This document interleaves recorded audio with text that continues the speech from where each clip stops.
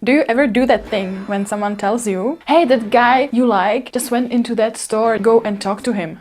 But you say, oh, he could never like me, look at me, look at my hair, look at my big butt. Why would you even suggest that? You know me, I'm not the type to just randomly go to talk to some guy. Or if your dance partner says, I really enjoy dancing with you, but you reply, oh, I bet you like dancing with other girls more. I'm not that good at dancing. I just have been dancing for 5 years. Or at work, you did great today, the presentation was really on point. But you just say, oh, it was nothing really. As if Mary did all the research and John put the slides together. We all have moments when our little inner critic gets a little too loud and we belittle our own abilities or our own self-worth. It's like we are our own worst enemy, sabotaging our self-esteem and our potential. And this can kind of become a habit for many of us. But why is it so important to stop humiliating ourselves in front of others? And if I do want to stop, how can I do that? So let's dig into it.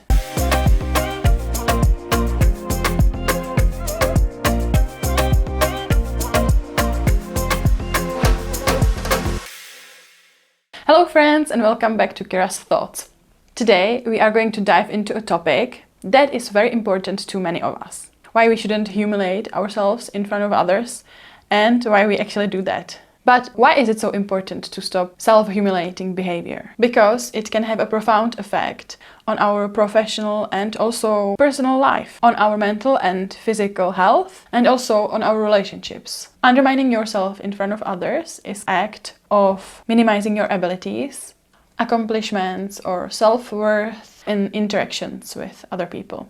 It involves communication and patterns that kind of project my own negative self-image or undermine my own credibility and confidence in front of others. I do have a tendency to undermine myself in front of others. That's why I chose this topic. Because myself, I was and I am dealing with that. In particular, I use self-deprecating humor. I kind of humiliate myself in front of others in order they don't humiliate me. If it makes sense, you know. So it's kind of a form of a protection, which is kind of weird. I'm going to show you the solution I came up with. So first of all, when you undermine yourself, there are usually two factors to it. The first one, the most obvious one, is that you actually don't believe what you are saying.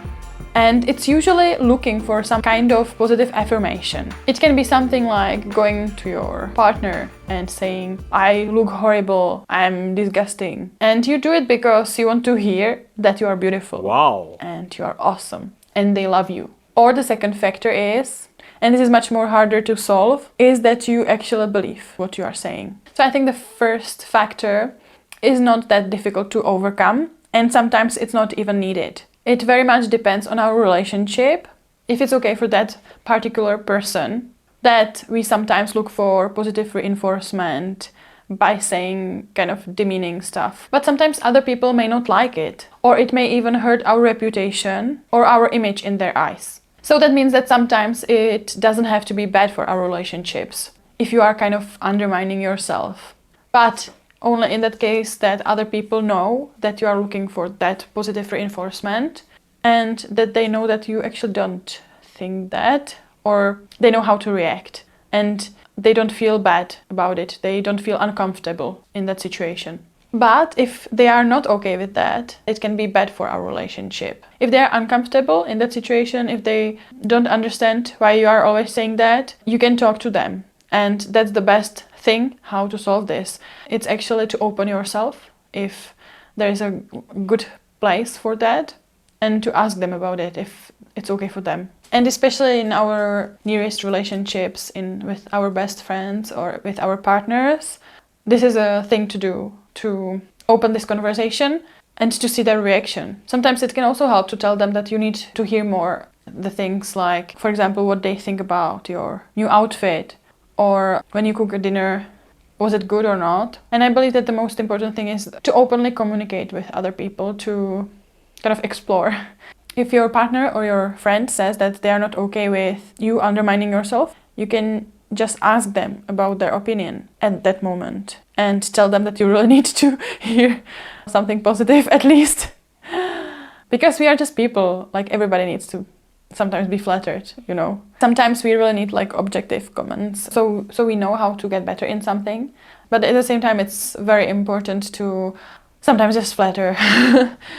And I mean, this doesn't work for everybody, because I feel there are like two kinds of people. That like first kind of people get better when they are criticized. When somebody points out their fault, they are like, oh yeah, you're right, okay, I can get better now, I can do that, you know.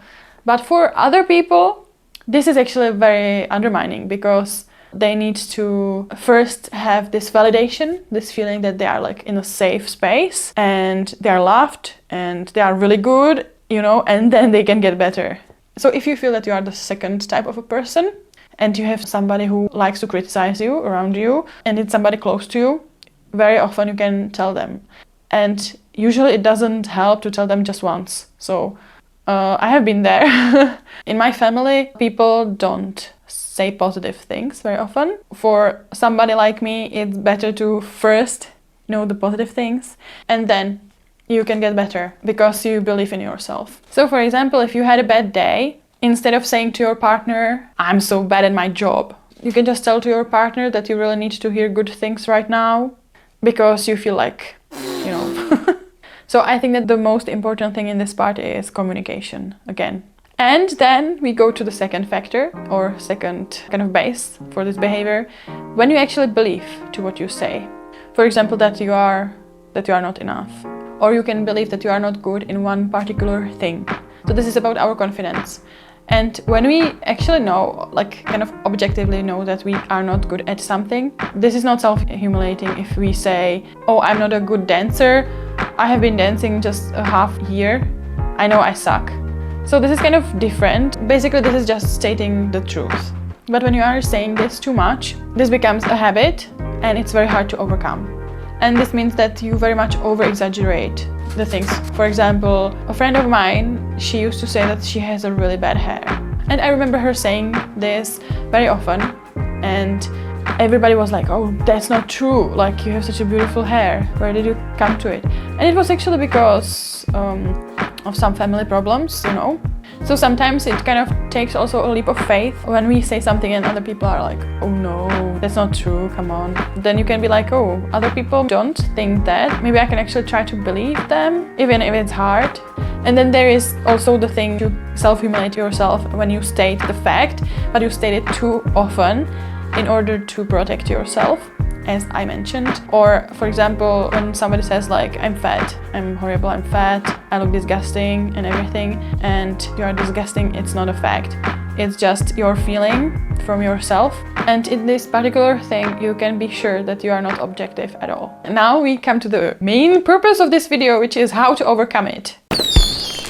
It's very hard to overcome bad habit because our brain very often chooses the simplest way, so it doesn't exhaust itself too much. Which means it chooses the way which it already knows, the way we grew up in, or the way we were talking with our friends, or our parents were talking to us when we were small. But as a neuroscientist, Dr. Tara Sword said, it can learn new things by repeating, by doing something again and again and again, because it can kind of build a path. So how do you overcome it if you know that it comes from low self-esteem? For this, I came up with a table which you can download down below for free, of course. It's just a table where you can write down your thoughts. This can very much help you to kind of analyze repeating behavior. So I found inspiration for these steps in my own journey, in my own life, as well as in a book called Overcoming Low Self-Esteem by Dr. Melanie Fennell, who is an expert of cognitive therapy. So first step, pay attention. Pay attention over the next few days to how you express yourself and how you undermine yourself. Write down when, where and with whom you did it, and also write down your feelings. So you can check the table, which I linked below, and you can fill all the cells in the table. Second step, ask why. So the second step is to kind of ask yourself why you felt the urge to say these things about yourself. What were your feelings at the moment? How are you talking to yourself? How are you using your inner voice at that moment? Or did you have an image in your mind? Like, for example, your mother criticizing you about something in school, or your dad getting angry, or your ex-partner telling to you that you can never do it because you are stupid. Ask why. Third step, solve the puzzle. After a few days, look at these notes that you have made and see if there is a pattern. So if you feel that there are things which are coming up in your feelings or in your behavior or in your emotions or in your imagination, you can address those feelings directly. You can also talk about those feelings or about those patterns with your friends or with a therapist. Or also, if you think that there is a person who directly or indirectly contributed to your situation, and if they are close to you, you can talk to them directly. Tell them what happened or what keeps happening and how you feel about it. And sometimes that can really help to get rid of that undermining behavior. So, for example, when you know that your dad criticizing you is making you not believe in yourself and you feel that there is a space for open conversation, try to talk to them about it. And very often it takes many times so they can finally understand what you are going through, but don't give up. The fourth step is to rewrite, so we are getting to action. So as I said, it's easy for our brain to do the same thing again and again because it doesn't involve too much energy. But what we need now is to rewrite our old behavior patterns with new ones. And as you might already know, this doesn't happen overnight. It takes time and it takes a lot of tries again and again and again until you get there. So what does it look like? So first, you have to stop. When you realize that you are saying something bad about yourself, just stop at that moment. Even if it's a middle of the sentence, just stop. And then you can continue with the speech, but just change the subject. Or you can also make a joke or make fun of what you just said. And even if you just stopped and said nothing after that, it's okay too. Or you can just say, oh, I forgot what I wanted to say. Or something like that, you know? Or you can also think about a thing which you will say when you realize it. For example, very easy thing to just point out how you hate the weather today. Like when it's raining or something, or when it's too sunny, when it's too hot or too cold or anything. You can just stop yourself at that moment and say, oh, I just hate the weather today. Do you hate it too? And you can just like continue with the conversation together how you hate the weather. Or you can also stop yourself and after that you can give an explanation. For example, sometimes I come to my husband and I say, oh, I'm so useless. But then I realize that I'm undermining myself and I say, but you know, I feel bad today because I went to a gym and on the way there I met this very cold person and she was very rude to me and now I feel like peep. So also explanation also works in this case, that you are getting deeper in those feelings. And then we come to the last step, which is the fifth step, try to be more positive. And I'm not saying like be overly positive or too much positive because our brain is not stupid and there is a reason why we are critical, but very often it kind of takes its own imagination of the world. It depends very much if we are optimists or pessimists.